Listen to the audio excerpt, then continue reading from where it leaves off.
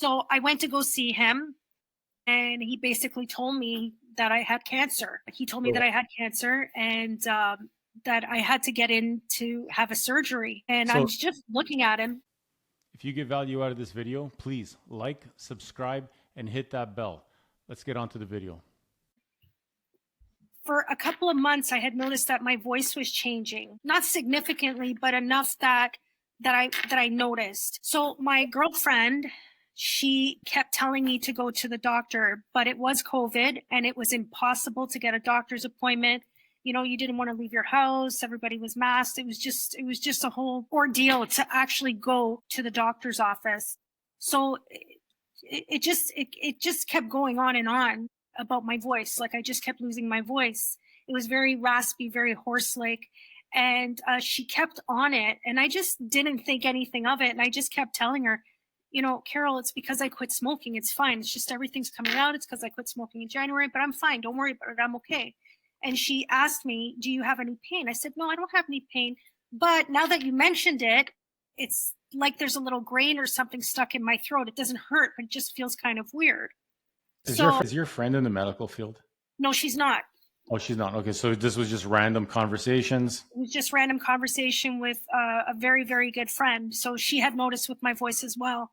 So she was pressuring me. And then when I told her that, she was like, no, that's it. You've got to go. And I said, okay, I'll call tomorrow. So I did call. And again, it was during COVID. So I did call. And right away, the doctor called me back and she said that she wanted me to go for ultrasound and x-ray. So she didn't even see you. She didn't even see me. Yeah. She I was going to say emailed me. during COVID, Yeah. A lot of people couldn't even get in to see their family doctor or anything. No. So this was a phone conversation. This was a telephone conversation. So she emailed me the requisitions and I called the laboratory near my home and I was able to get an appointment and I went, and from there it just everything unraveled very, very, very quickly and very, very rapidly for me. Right. Okay. So you're working, carrying on your regular day to day. You get this. I had just started. Sorry, just to put it in there. I had just started a new job. I had just started a new job. So, you were in the legal profession. Yes. Right. Yeah. Okay. So you're traveling to work every day. You're working 5 days a week at an office somewhere. I'm working 5 days a week. I was 4 days at home, 1 day in the office. Because of COVID. Because of COVID, yes. Right. Okay. So let's get back to this. So you speak with your family doctor, and your family doctor says, "Let me send you for an ultrasound." Is that and an X-ray? And an X-ray. And an X-ray. Yes. Okay.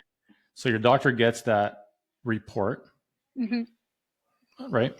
So what is that? Within a few days? I want to say it was probably like the next day. I want to say it was probably the next day. It was very quick. Okay. It was very, very quick. So did you actually ever get in to see your family doctor about this, or was this all done? No, I didn't get in to see her. She called me. It was very late at night when she called me. She called me and she wanted me to go see the oncologist. She wanted me to go there because they had found there were like spots, like shadows. There were shadows. There was something there. And right. Right. So now they wanted to send me to the specialist. So they got me into the specialist right away. So I went to go see the specialist and he did a more sophisticated ultrasound. And then he did a procedure called an F, I believe it is. So what it is they put this very long needle through your throat and they withdraw like a specimen from like, I guess inside the nodes, the nodules. So is this like a liquid biopsy? Yes. That's basically what it is, right? Yes. Okay. Very painful. Very, very painful. And so at this time, you still don't know what's going on. You're basically doing tests still.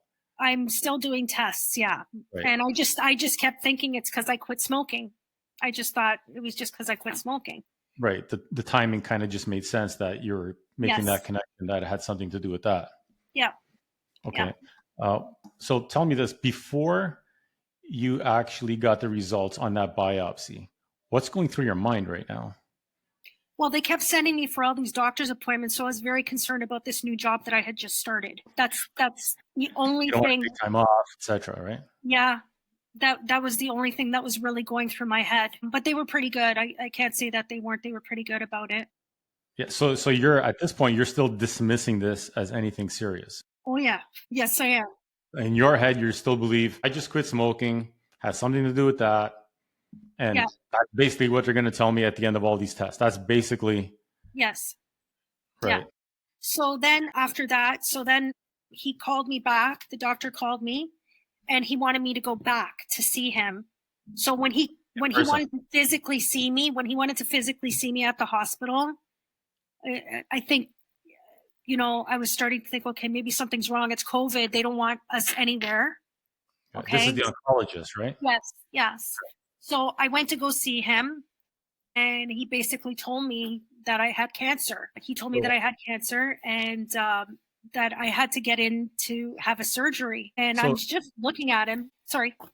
Yeah, I was going to say, walk me through that experience, because for people who've been diagnosed, or people that I've talked to who've been diagnosed with cancer, or even myself or friends or family, when these conversations come up, there's many things that people remember about their journey from, pre-diagnosis to post, let's say. But the one thing that I think really stands out for people is what they felt when that doctor sat them down in person, for the most part, and you hear those words, you've been diagnosed with.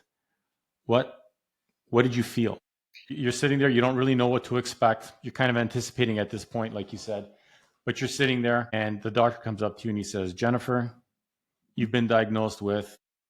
Yeah, What goes metastatic through your thyroid. mind? How does your body feel? What's going through your mind for those next few minutes? How did So you? it was, well, what I was saying is it was very difficult for me to absorb. Like I just couldn't comprehend what he was saying. I couldn't understand what he was saying. I couldn't believe Like, it. it just didn't register. It wasn't registering at all. It just wasn't registering. Yes. If that video touched your heart and you got value out of it and you want to hear another piece, click here. If you want to watch the full episode and hear the whole story, click here.